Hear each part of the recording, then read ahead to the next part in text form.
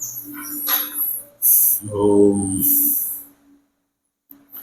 वसुदेव सुतं देवं कंसचाणूरमर्दनं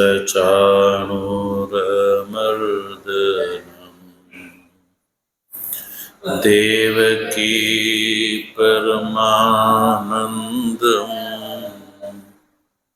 कृष्णं वन्दे जगद्गुरुं मूकं करोति वाचालं पङ्गुं लङ्घयते गिरिं यत्कृपातमहं वन्दे परमानन्दमाधवम् शङ्करं शङ्कराचार्यं केशवं बादरायणं सूत्रभाष्य कृतौ वन्दे भगवन्तौ पुनः पुनः ईश्वरो गुरुरात्मेति मूर्तिभेदविभागिने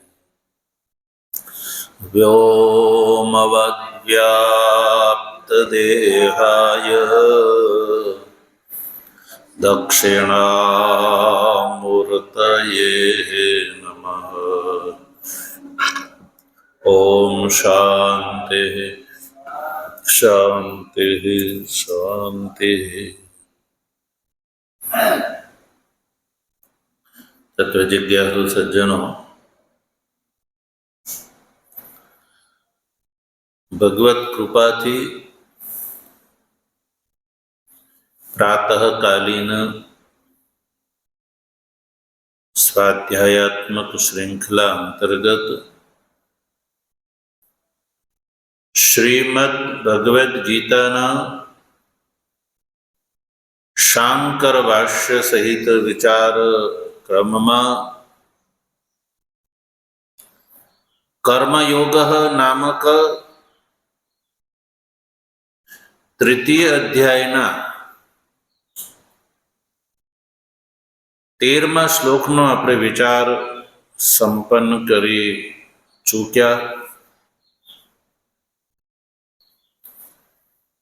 આ 13મા શ્લોકમાં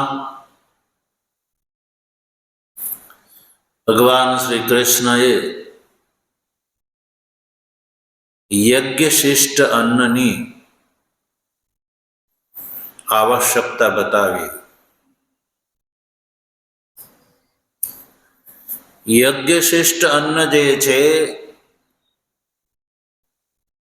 એ પાપની નિવૃત્તિનું કારણ છે અને જે આત્મકારણ એટલે પોતાના માટે જે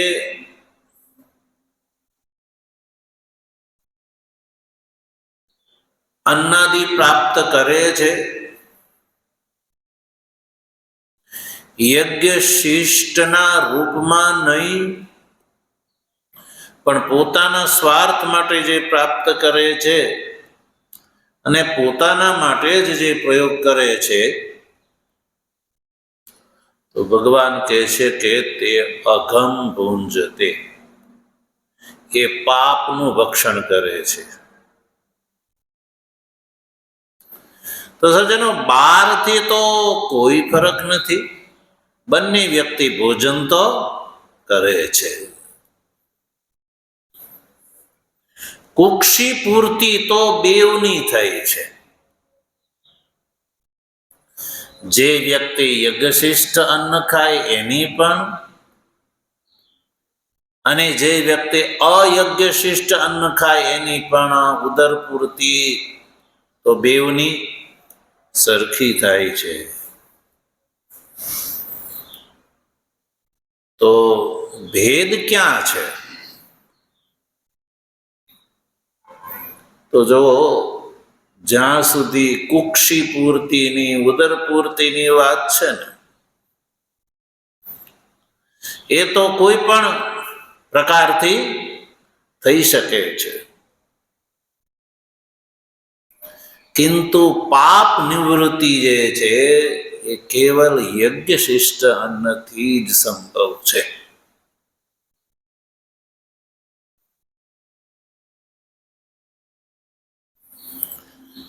સજ્જનો, ફરક એ છે કે અયજ્ઞશિષ્ટ જે સ્વાર્થ માટે પકેવેલા અન્નથી પાપનો સંચય થાય છે. જેનો પાપનો સંચય. અને યજ્ઞશિષ્ટ અન્નથી પાપની નિવૃત્તિ.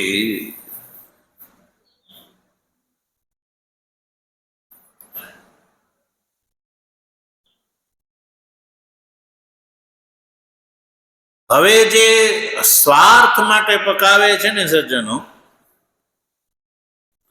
તો એને તો કેવલ કુક્ષી પૂર્તિનું ફળ મળે છે, પાપની નિવૃત્તિ નથી થતી. એટલે કે દરેક કાર્યના બે લાભ હોય છે. ઐહિક લાભ અને આમુષ્મિક લાભ. આપણે ઘણા લોકો એવા પ્રશ્ન કરતા જોવા મળે. વ્યવહાર કાર્યની અંદર જ્યારે વાત આવે કે ભાઈ આ આમ કરાય કે આ ન કરાય, કર્તવ્ય અકર્તવ્યની વિધિ નિષેધની વાત જ્યારે આવે, ત્યારે સનાતન ધર્મના રહસ્યને નહીં સમજવાના કારણે, બોધ નહીં હોવાના કારણે એવા અજ્ઞ વ્યક્તિ તરત પ્રશ્ન કરે છે કે એમાં શું ફેર પડી જાય, એમાં શું થઈ જાય? તો સજ્જનો, બહારથી તો કોઈ ફેર લાગતો નથી. બહારથી તો કર્મ એક સરખું જ લાગે છે. પ્રસંગ અનુરૂપ ભોજનની જ વાત લઈ લો. અયજ્ઞશિષ્ટ વ્યક્તિ જે છે, જે વ્યક્તિ અયજ્ઞશિષ્ટ અન્ન ભોજન કરે છે, તો કઈ બહારથી ફેર પડે છે? નહીં. યજ્ઞશિષ્ટ અન્નનું જે ભક્ષણ કરે છે અને એની બાજુમાં બેઠેલો જે છે એ અયજ્ઞશિષ્ટ અન્નનું ભક્ષણ કરે છે.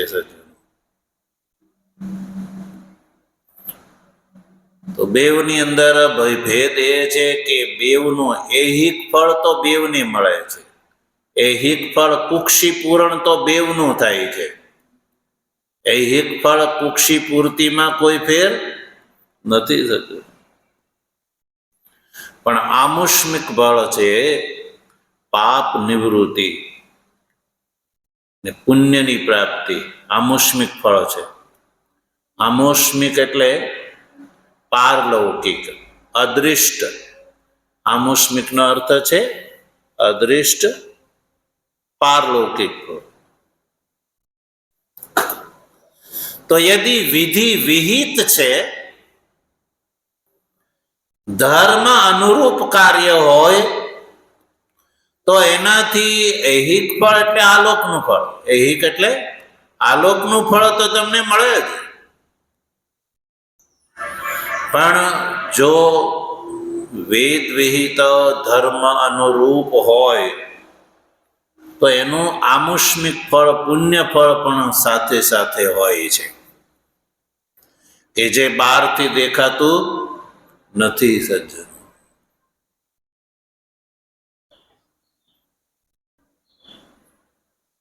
આજકાલ આ ભેદ લોકોને ખબર ન હોવાના કારણે સનાતન ધર્માવલંબી જ જે મતિ ભ્રમિત છે, અને એનું કારણ સજ્જનો એ છે કે એવા લોકોના જે પથ પ્રદર્શક છે, ધર્મ વિષયક પથ પ્રદર્શક છે, એવા લોકોનું જે નેતૃત્વ કરે છે, એ વ્યક્તિ જે છે એ મૂર્ખ છે. ધર્મના વિષયમાં મૂર્ખ છે, અજ્ઞ છે. એટલે આવા પ્રકારની મતિ ભ્રમની નિવૃત્તિ કરી શકવામાં એ સમર્થ નથી. દાખલા તરીકે આપણે ત્યાં કહેવામાં આવ્યું કે કોઈ પણ શુભ આરંભ છે, શુભ કાર્ય છે, એ યોગ્ય સમયે કરવો જોઈએ. યોગ્ય સમય એટલે યોગ્ય મુહૂર્ત જોઈને કાર્ય કરવું જોઈએ. તો આજકાલ જે છે લોકોને તમે કહો તો એમ કે એમાં શું થઈ જાય, ગમે ત્યારે ન શરૂ કરી શકાય. મુહૂર્ત ન હોય તો શું થઈ ગયું, કોઈ યોગ્ય સમય ન હોય તો એમાં શું થઈ જાય છે. તો સજ્જનો, 12 થી તો કોઈ ફેર નથી, પણ વિધિવત જો કાર્ય હોય તો એની સાથે પુણ્ય જોડાયેલું હોય છે. શું હોય છે? પુણ્ય જોડાયેલું હોય છે. અને વિધિ વિહીન હોય તો એની સાથે પુણ્ય જોડાયેલું હોતું નથી. તો પુણ્ય અને પાપ એ ધર્મનો વિષય છે, શાસ્ત્રનો વિષય છે, મનુષ્યની મતિનો વિષય નથી. પુણ્ય અને પાપનો નિર્ણય જે છે એ મનુષ્ય જાતે કરી શકતો નથી. જે વિહિત કાર્ય છે એ પુણ્યદાયી છે, જે નિષિદ્ધ કાર્ય છે એ પાપદાયી છે. એમાં ક્યાંય નનું ન યા કોઈનું ચાલે, કોઈ ઈશ્વરનો અવતાર હોય તો એનું ચાલે નહીં. કોઈ ભલે હોય કે ન હોય પણ દાવો કરે લોકો કે ભાઈ અમુક અમુક વ્યક્તિ તો અમારે ત્યાં એ ઈશ્વરનો અવતાર છે, એનો દાવો છે. ઈશ્વર છે કે નહીં એ તો પ્રમાણનો વિષય છે. પણ વર્તમાન કાળમાં ધર્મના વિષયમાં કોઈ પ્રમાણ માંગતું જ નથી, માન્યતાથી જ ચાલે છે. એટલે એમ કે આ અમુક વ્યક્તિ જે છે એ અવતારી પુરુષ છે. તો સજ્જનો, ગમે એવો અવતારી વ્યક્તિ હશે તો એ પાપ અને પુણ્યની વ્યાખ્યા એ નવી ઊભી નહીં કરી શકે. પરંપરાથી જે વ્યાખ્યા ચાલી આવે છે એમાં એ કઈ જુદું ઊભું કરે તો એ પ્રમાણભૂત થઈ જતું નથી. સજ્જનો, વર્તમાન કાળમાં ચાલે છે, કારણ કે કોઈ આ વિષયમાં પૂછતું નથી. તો આપણે ત્યાં કોઈ પણ કાર્ય જે છે એ વિહિત કાર્ય કરવું એટલા માટે જોઈએ કે એની સાથે પુણ્ય જોડાયેલું હોય છે. ભોજન જે છે એ પવિત્રતાથી બનાવવું જોઈએ, યોગ્ય રીતે વિહિત રીતે બ્રહ્માર્પણ કરીને ભોજન કરવું જોઈએ, વગેરે જે વિધિ આવે. તો ભોજન કરવા વાળો કે એમનામાં કરી લે તો શું થઈ જાય છે, શું ફેર પડે છે? તો કુક્ષી પૂર્તિ તો થાય પણ પુણ્યનો લાભ થાય નહીં. એટલે ભગવાન શ્રી કૃષ્ણ આ 13મા શ્લોકમાં કહે છે, કુક્ષી પૂર્તિ ઐહિક ફળની પ્રાપ્તિ થાય છે, પણ પુણ્યનો લાભ તો યજ્ઞ શિષ્ટ અન્નના ભક્ષણથી જ થઈ શકે છે. એટલે યજ્ઞ શિષ્ટ અન્ન જે છે એ દ્વિજ વ્યક્તિએ યા જે પાપ ભીરું છે એણે એનું જ ભક્ષણ કરવું જોઈએ.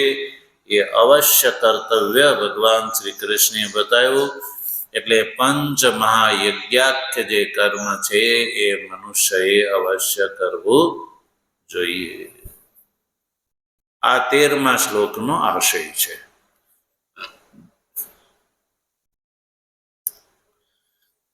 તો આ રીતે પ્રસંગ અનુસાર ભગવાન શ્રી કૃષ્ણ અર્જુનની કર્મની અંદર પ્રવૃત્તિ થાય, કર્મ અવશ્ય કર્તવ્ય છે.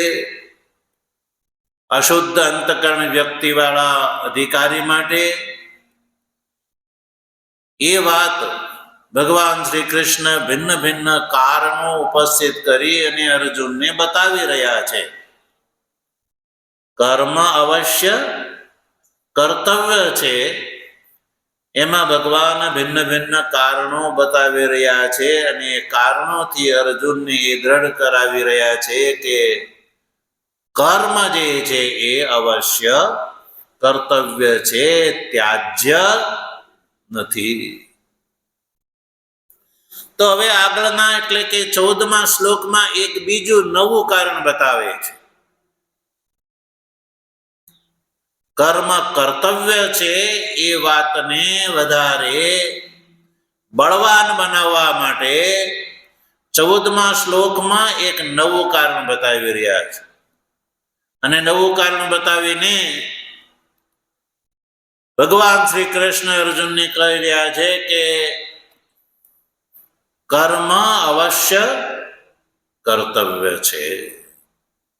અર્જુન, તો ક્ષત્રિય હોવાના નાતે તારા માટે આ યુદ્ધરૂપી કર્મ અવશ્ય કર્તવ્ય છે. જે તે વ્યક્તિ જે કર્તવ્ય કર્મનો અધિકારી હોય એ બધા એ પોતપોતાના વર્ણ આશ્રમ અનુસાર કર્મ અવશ્ય કર્તવ્ય છે. એ વાત ભગવાન એક નવું કારણ બતાવીને કહી રહ્યા છે. નવું કારણ 14મા શ્લોકમાં બતાવે છે કે આ જે કર્મ છે કે ને, વર્ણ અને આશ્રમ કર્મ, એટલે કે વર્ણ સંબંધી કર્મ અને મનુષ્ય માત્ર સંબંધી કર્મ, આ બે પ્રકારના કર્મ લઈ લેવા. એ અવશ્ય એટલા માટે કર્તવ્ય છે. એ કર્મ જે છે એ જગતનું આ જે ચક્ર છે ને, જગત ચક્ર, એ જગત ચક્રની પ્રવૃત્તિમાં એ હેતુ છે. જગત ચક્રની પ્રવૃત્તિમાં કર્મ હેતુ છે. દાખલા તરીકે દ્વિચક્રિકા યાન હોય, ચતુશ્ચક્રિકા યાન હોય, તો એની અંદર જ્યાં સુધી તેલની પૂર્તિ કરવામાં ન આવે, પેટ્રોલ યા ડીઝલ, તો એ વાહન ચાલશે નહીં, ચાલે. તો એ વાહનના જે ચક્ર છે એ ચક્રની પ્રવૃત્તિમાં હેતુ કોણ છે? ડીઝલ યા પેટ્રોલ. ડીઝલ યા પેટ્રોલ દ્વારા જ એ વાહનના જે ચક્રો છે એ ગતિમાન થાય છે. તો એ ચક્રની પ્રવૃત્તિમાં જેમ ડીઝલ પેટ્રોલ જે છે એ હેતુ છે, એવી રીતે સજ્જનો આ જગતરૂપી જે ચક્ર છે, જગતરૂપી જે ચક્ર છે, એ ચક્રની પ્રવૃત્તિમાં કર્મ જે છે એ હેતુ છે. એટલે અધિકારી મનુષ્યએ કર્મ અવશ્ય કરવું જોઈએ. કોણે? જે કર્મનો અધિકારી ગણાયો છે એવા વ્યક્તિએ. તો આ જગતનું જે ચક્ર એ શું છે? તો તો ભગવાન શ્રી કૃષ્ણ જગતનું ચક્ર આ 14માં અને 15માં આ 2 શ્લોકમાં આ જગતનું ચક્ર એ શું છે, એ ચક્રમાં કર્મ કેવી રીતે કારણ છે એ બતાવી રહ્યા છે. તો આપણે ભાષ્યમાં જોઈએ. ભગવાન ભાષ્યકાર 14મા શ્લોકના અવતરણ ભાષ્યમાં શું લખે છે જો.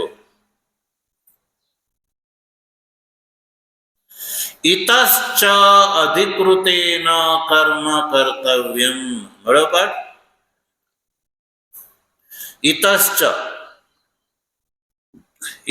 ને છોડી દો. અધિકૃતેન કર્મ કર્તવ્યમ. જે કર્મમાં અધિકૃત વ્યક્તિ છે એને કર્મ કર્તવ્યમ એટલે કરવું જોઈએ. ઇતશ્ચ એટલે એક અધિક કારણ. ઇતશ્ચ એટલે આગળ બતાવ્યા પ્રમાણે આગળ જે ભગવાન શ્રી કૃષ્ણ 14મા શ્લોકમાં જે કારણ બતાવી રહ્યા છે એ કારણને ધ્યાનમાં રાખીને પણ અધિકારી મનુષ્યએ કર્તવ્ય કર્મ કરવું જોઈએ. તો હિતશ્ચ કયું કારણ છે? તો જો બતાવ્યું જગત ચક્ર પ્રવૃત્તિ હેતુર્હિ કર્મ. એમ કારણ કે કર્મ જે છે એ જગત ચક્રની પ્રવૃત્તિમાં હેતુ છે, કારણ છે. જગત ચક્રની પ્રવૃત્તિમાં કર્મ હેતુ છે. એટલે આ જે દેવ યજ્ઞાદિ કર્મ છે એ કર્મના અધિકારી મનુષ્યએ અવશ્ય કરવા જોઈએ, કારણ કે એનાથી જગતરૂપી ચક્ર ગતિમાન રહે છે, ચાલુ રહે છે. એટલે દેવ યજ્ઞાદિ કર્મ અધિકારી મનુષ્યએ અવશ્ય કરવા જોઈએ એ હેતુંતર બતાવે છે. જગતરૂપી ચક્રની પ્રવૃત્તિમાં હિ શબ્દ જે હોય ને, હિ મને એટલા માટે કારણ બતાવે છે. કારણ કે અર્જુન કે શા માટે ભગવાન કર્મ કરવું જોઈએ મારે? તો હિ એટલે કેમ કે આ જે દેવ યજ્ઞાદિ કર્મ છે એ જગતરૂપી જે ચક્ર છે ને એની પ્રવૃત્તિમાં હેતુ છે, એટલા માટે કર્મ અવશ્ય કર્તવ્ય છે.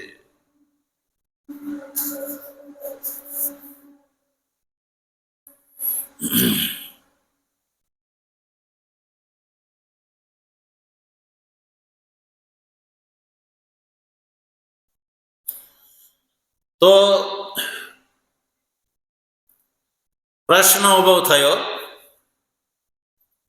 કે કેવી રીતે જગતરૂપી ચક્રની પ્રવૃત્તિમાં કર્મ હેતુ છે? જગતરૂપી ચક્રની પ્રવૃત્તિમાં કર્મ હેતુ કેવી રીતે? પ્રશ્ન પૂછે છે. કથમ મળ્યો પાઠ? કથમ એ પ્રશ્ન છે. એની પાછળનો હેતુ એ છે કે કર્મ જગત ચક્રની પ્રવૃત્તિમાં હેતુ કેવી રીતે છે? કથમ કેવી રીતે? એ કથમ શબ્દનો એ અભિપ્રાય છે. તો હવે એના ઉત્તરમાં શ્લોક આવે છે કે ચક્ર છે ને એ બતાવી રહ્યા છે ભગવાન. જગતરૂપી ચક્ર બતાવી રહ્યા છે. તો એ ચક્રથી ખબર પડી જાય છે કે કર્મ આ ચક્રની પ્રવૃત્તિમાં હેતુ કેવી રીતે છે. ઉચ્ચતે કરીને ઉત્તર આપે છે. ઉચ્ચતે જો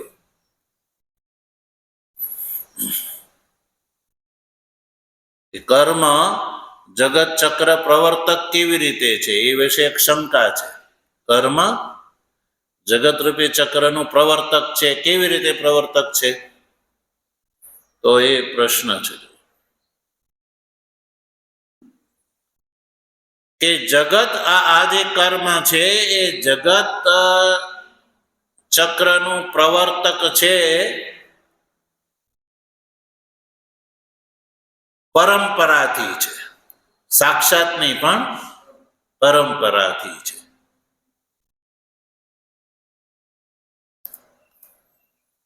જેવી રીતે ડીઝલ પેટ્રોલ છે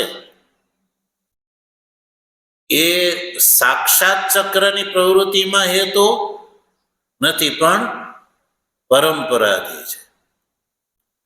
ડીઝલ પેટ્રોલ એ ઇન્જિનને ચલાવે છે અને ઇન્જિનને ચલાવે છે, અને ઇન્જિન ચાલે ત્યારે ચક્રો ચાલે છે. ચક્રો ચાલે છે ત્યારે ગાડી વગેરે વાહન છે એક જગ્યાએથી બીજી જગ્યાએ ગતિ કરે છે. તો આ જે જગત રૂપી જે ચક્ર છે એ ચક્રના પ્રવૃત્તિમાં કર્મ સાક્ષાત હેતુ નહીં, પણ પરંપરાથી છે. એટલે પારંપર્યણ કર્મણ તદ હેતુત્વમ સાધયતિ. એટલે કર્મ જે છે એ પરંપરાથી જગતરૂપી ચક્રની પ્રવૃત્તિમાં હેતુ છે એ ભગવાન સિદ્ધ કરે છે. જો ઉચ્ચતે કરીને હવે આપણે શ્લોકમાં જોઈએ, શ્લોકથી ખબર પડશે. તો શ્લોકમાં પેલા ચક્ર બતાવવામાં આવી રહ્યો છે, જગતરૂપી ચક્ર. જો અન્નાદ ભવન્તિ ભૂતાની પરજન્યાદન્ન સંભવઃ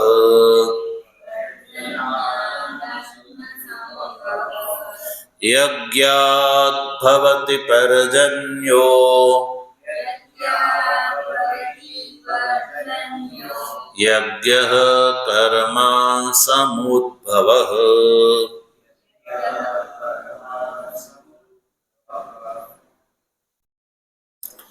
અન્નાદ ભવન્તિ ભૂતાની પરજન્યાદન્ન સંભવઃ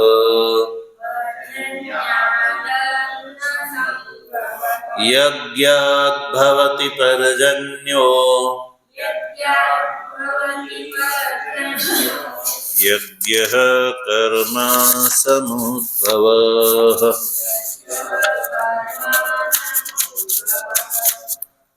તો સજ્જનો આ 14મા શ્લોકમાં અર્ધું ચક્ર બતાવ્યું છે. બીજું 15મા શ્લોકમાં, બંને શ્લોકમાં મળીને આખું ચક્ર બને છે.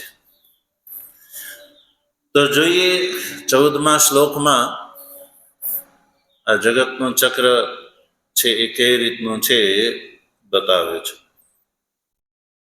સંધિ વિગ્રહ કરીએ. અન્નાદ ભવંતિ ભૂતાની, એ ત્રણેય પદ જુદા જ છે. અન્નાદ ભવંતિ ભૂતાની. પછી જે બીજું ચરણ છે પર્જન્યાદન્ન સંભવઃ, એમાં પણ કેવળ વર્ણોનું સંમેલન છે. પર્જન્યાદ એ પંચમ્યંત પર્જન્ય પદ છે, પર્જન્યાદ. પછી એનાથી છૂટું પડશે અન્ન સંભવઃ. પછી નીચે યજ્ઞાદ ભવતિ પર્જન્યઃ, એ ત્રણેય પદ છૂટા છે. પછી યજ્ઞ કર્મ સમુદ્ભવઃ, એ પણ અલગ જ છે.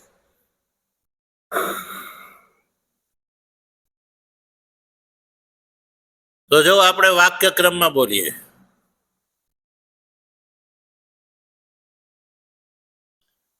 તો 4 વાક્ય બનશે. આમાં ચારે ચરણના 4 વાક્ય બનશે. પહેલું ચરણ છે અન્નાદ ભવંતિ ભૂતાની, એને વાક્યમાં બોલીશો તો એવું બનશે ભૂતાની અન્નાદ ભવંતિ. બોલો, ભૂતાની અન્નાદ ભવંતિ. શું કહ્યું ભગવાન શ્રી કૃષ્ણએ? કે આ જે ભૂતો છે એ અન્નાદ એટલે અન્નથી, ભવંતિ એટલે બને છે. ભૂતો અન્નથી ઉત્પન્ન થાય છે, ભવંતિ એટલે ઉત્પન્ન થાય છે. ભૂતો જે છે એ અન્નથી ઉત્પન્ન થાય છે એવું કહે છે. ભૂતાની, ભૂતાનીથી શું લે છો સજ્જનો? આ પ્રાણીઓ જે છે.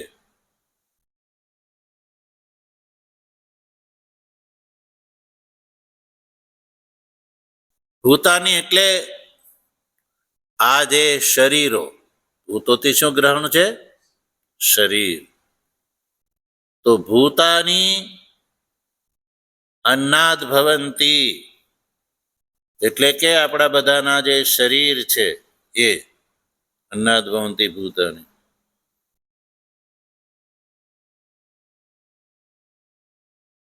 તો પ્રશ્ન ઉભો થાય કે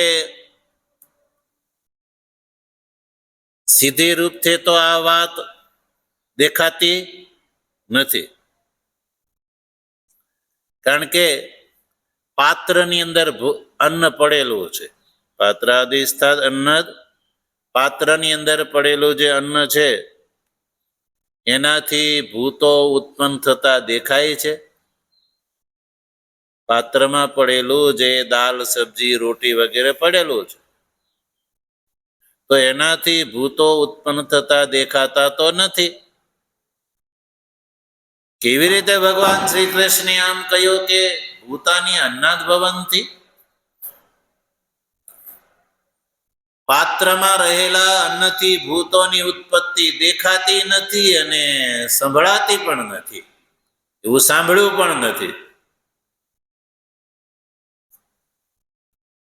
એટલે ભગવાન ભાષ્યકાર આ પ્રશ્નને ધ્યાનમાં રાખીને સ્પષ્ટ કરશે કે જો ભૂતો સાક્ષાત અન્નથી ઉત્પન્ન થતા હોય એવું નથી દેખાતું, નથી સંભળાતું, પણ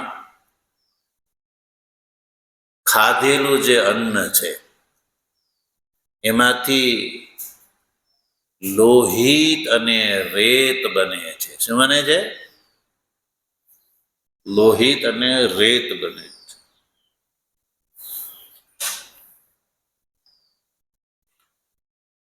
સ્ત્રી દ્વારા ભુક્ત અન્ન દ્વારા લોહિત બને છે. પુરુષ દ્વારા ભુક્ત અન્નથી રેત બને છે. અને આ બંનેના સંયોગથી શરીર બને છે કે નહીં? પુત્રાદિ સંતતિ જે છે એ આ પ્રક્રિયાથી બને છે. અન્ન જે છે,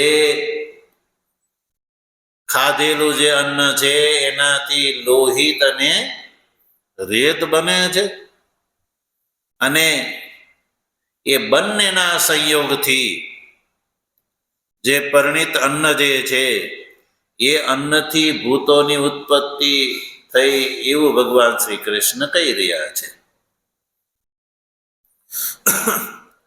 એટલે એ વાત તો આપણે સામાન્ય મનુષ્ય સમજી શકે છે કે ભુક્ત અન્ન જે છે એનાથી પુરુષાદી પણ બને છે. શું બને છે? પુરુષાદી પણ. તો એ પણ શરીરથી બહાર ફેંકાઈ જાય છે. પણ ભુક્ત જે અન્ન જે છે, અન્ન અને જળ,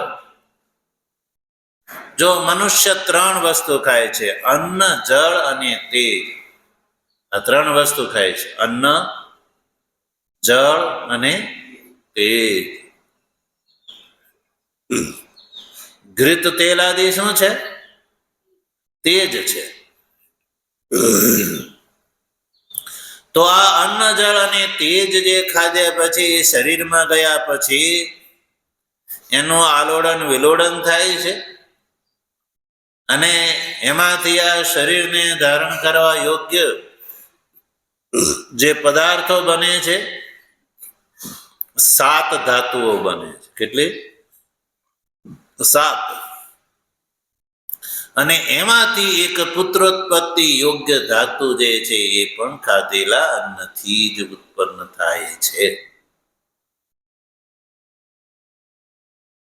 આ વાત આપણે પંચાગ્નિ વિદ્યામાં સમજી ચૂક્યા છીએ. પંચાગ્નિ વિદ્યા. શ્રદ્ધા, સોમ, વૃષ્ટિ, અન્ન અને રેત રૂપથી ક્રમથી દ્યુ, પર્જન્ય, પૃથ્વી, પુરુષ અને યોષિતની અંદર હવન થતા થતા પાંચમી આહુતિ સ્ત્રી રૂપી યજ્ઞની અંદર એનો હવન થતા 9 મહિનાના અંતમાં આ નવું શરીર ઉત્પન્ન થાય છે. એટલે એ વાત પ્રસિદ્ધ છે.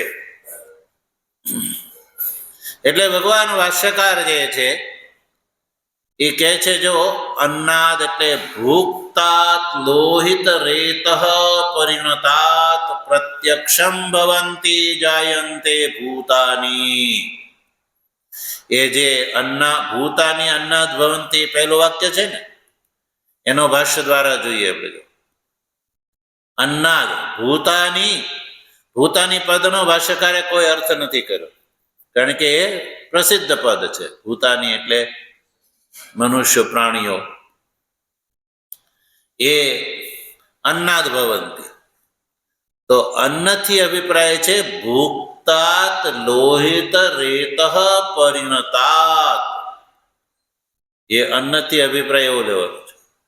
અન્ન જે છે એ મનુષ્ય ભૂક્તાદ ભોગ કરે છે, એ ખાય છે. અને પછી એટલે ભૂક્તાદ શબ્દનો પ્રયોગ કર્યો ભાષ્યકારે. તો ખાલી ભૂક્તાદ અન્નાદ ભૂતાની જાય ભવંતી એવું કહેત ને તો એ દોષ રહી જાત. ભૂક્તાદ એટલે ખાધેલા અન્નથી આ ભૂતો બને છે. અન્નાદ નો અર્થ હતો કે ભૂક્તાદ એટલો જ ભાષ્યકારે શબ્દ પ્રયોગ કર્યો હોત ને તો એક દોષ આવી જાય. એ જે ખાધેલા અન્નથી ભૂતોની ઉત્પત્તિ થાય છે એવું કહેત ને તો દોષ એ આવે કે ભુક્ત અન્નથી તો પુરુષાદિ પણ બને છે. પુરુષ એટલે મલાદિ, વેસ્ટ જે ભાગ છે એ પણ બને છે. એટલે એનાથી તો ભૂતોદય સંભવ નથી. એટલે ભાષ્યકારે આગળ સ્પષ્ટ કર્યું કે ખાધેલા અન્નથી, એ અન્ન જ્યારે જાઠરાગ્નિમાં જ્યારે જાય છે ત્યારે આલોડન વિલોડન થાય છે, ત્યારે એના સૂક્ષ્મ ભાગથી જ્યારે પુરુષ દ્વારા ખાધેલા અન્નથી રેત બને છે અને સ્ત્રી દ્વારા ખાધેલા અન્નથી લોહિત બને છે. એટલે ભાષ્યકારે સ્પષ્ટ કર્યું લોહિત અને રેત બંનેનો શબ્દનો પ્રયોગ કર્યો.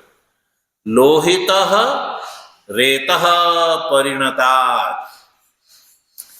લોહિત અને રેતના પરિણામથી પ્રત્યક્ષમ, દેખો એ વાત પ્રત્યક્ષ છે. એ વાત પ્રત્યક્ષ છે કે એનાથી ભૂતાની ભવંતી એટલે જાયંતી, એનાથી ભૂતો ઉત્પન્ન થાય છે. સ્ત્રી પુરુષના સંયોગથી જરાયુજ આંડજાત્મક ભૂતની ઉત્પત્તિ થાય છે. એ પ્રત્યક્ષ દૃષ્ટ વાત છે. હવે આમાં કોઈને સંદેહ રહે નહીં. એટલે ક્લિયર થઈ ગયું કે ભૂતાની અન્નાદ ભવંતી, એ સ્પષ્ટ થઈ ગયું. પછી ચક્રનો બીજો આરોપ, શ્લોકનો બીજું ચરણ, પર્જન્યાદ અન્ન સંભવ. તો એને આપણે વાક્યમાં ગોઠવીએ. અન્ન પર્જન્યાદ સંભવ. હવે ભૂતોની ઉત્પત્તિનું જે કારણ અન્ન જે છે એ અન્ન પાછો શેનાથી ઉત્પન્ન થાય છે? તો કયો? અન્ન પર્જન્યાદ સંભવ. અન્ન છે એ કોનાથી ઉત્પન્ન થાય છે? કયો? તો પર્જન્યથી. એનાથી? પર્જન્યથી. જો અન્ન જે છે એ પર્જન્યથી, એટલે કે અન્ન પર્જન્યાદ, પર્જન્યથી ઉત્પન્ન થાય છે. પર્જન્યાદ એ પંચમ્યંત પદ છે, એટલે કે પર્જન્યથી ઉત્પન્ન થાય છે. તો સજ્જનો પર્જન્ય જે છે એનાથી ઉત્પન્ન થાય છે, એટલે પર્જન્ય એટલે શું? તો કયું? પર્જન્યાદ વૃષ્ટિ. હે પર્જન્યથી અભિપ્રાય છે વૃષ્ટિ. સજ્જનો વૃષ્ટિ.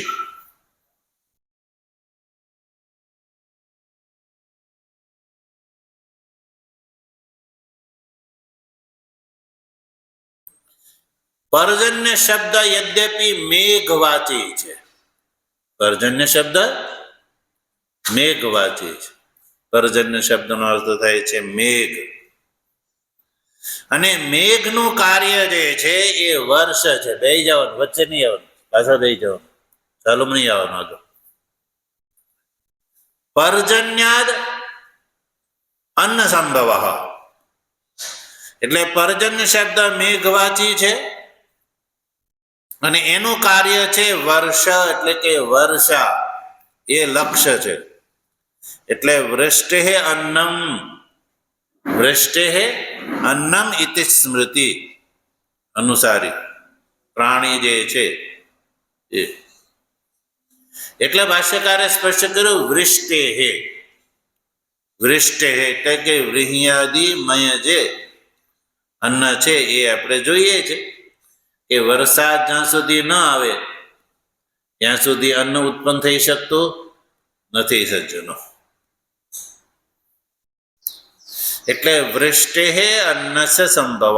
એટલે ભાષ્યકારે સ્પષ્ટ કર્યું અન્નની ઉત્પત્તિ વૃષ્ટિથી થાય છે. સજ્જનો વૃષ્ટિ, વરસાદ વગર જે છે ગમે એટલું ખેતર સારું હોય, ગમે એટલી તમે ખેડ સારી કરી હોય, ખાતર નાખ્યું હોય, આ બધું કર્યું હોય, પણ વૃષ્ટિ જ્યાં સુધી ન થાય ત્યાં સુધી અન્નની ઉત્પત્તિ સંભવ નથી.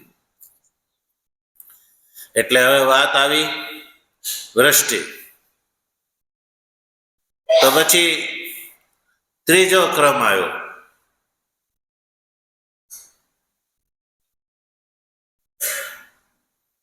પર્જન્ય. શેનાથી ઉત્પન્ન થાય? તો તૃતીય ચરણ જો યજ્ઞાદ ભવતિ પર્જન્ય. પર્જન્ય પર્જન્ય યજ્ઞાદ ભવતિ. પર્જન્ય શેનાથી ઉત્પન્ન થાય છે? આપણે વાક્ય બનાવી દીધું પર્જન્ય યજ્ઞાદ ભવતિ. પર્જન્ય જે છે એટલે પર્જન્ય વર્ષ ઉપલક્ષિત ગણવાનું. મેઘ, પર્જન્ય અર્થ થાય છે મેઘ, અને મેઘનું કાર્ય છે વૃષ્ટિ. તો વૃષ્ટિ શેનાથી ઉત્પન્ન થાય છે? તો કયું? યજ્ઞાત. એટલે કે પર્જન્ય, પર્જન્યથી અભિપ્રાય છે વર્ષા. વર્ષા શેનાથી ઉત્પન્ન થઈ? કીધું યજ્ઞાત. યજ્ઞ શબ્દ પંચમ્યંત છે. યજ્ઞ એટલે યજ્ઞથી, યજ્ઞથી ઉત્પન્ન થાય છે. સજ્જનો એટલે વાત ક્યાં આવી ગઈ? યજ્ઞ સુધી આવી ગઈ. તો ભગવાન શ્રી કૃષ્ણ અહીંયા અર્જુનને શું કરવાનું કહે છે? યજ્ઞ, દેવ યજ્ઞાદિ. દેવ યજ્ઞાદિ કર્મ મનુષ્યના માટે અવશ્ય કર્તવ્ય છે. દેવ યજ્ઞાદિ મનુષ્ય અવશ્ય કરવા જોઈએ, કારણ કે જો મનુષ્ય દેવ યજ્ઞાદિ ન કરે તો વૃષ્ટિ ન થાય, અને વૃષ્ટિ ન થાય તો અન્ન ઉત્પન્ન ન થાય, અને અન્ન ન થાય તો ભૂતોની ઉત્પત્તિ ન થાય. સજ્જનો એટલે યજ્ઞ જે છે એ અવશ્ય કર્તવ્ય છે. તો હવે પ્રશ્ન ઉભો થાય કે પર્જન્ય એટલે કે વૃષ્ટિ યજ્ઞથી કેવી રીતે થાય? એ વાત જે છે એ વિચારણીય છે. આપનો વિચાર જે છે ભગવાનની કૃપા છે તો એનો વિચાર આગળ કરીશું. ઓમ વસુદેવ સુતમ દેવમ કંસ ચાણૂરમર્દનમ देवकी परमानन्दं कृष्णं वन्दे जगद्गुरु मूकं करोति वाचालं पङ्गुं लङ्घयते गिरिं यत्कृपातमहं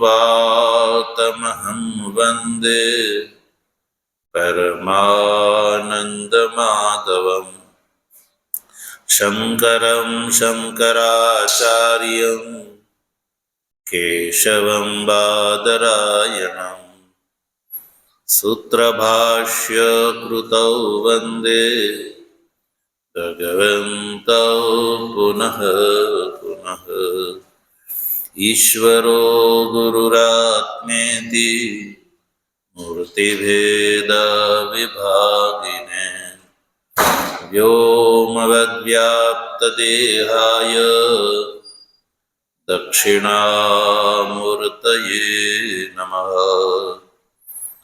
ॐ शान्तिः शान्तिः शान्तिः। सद्गुरुदेव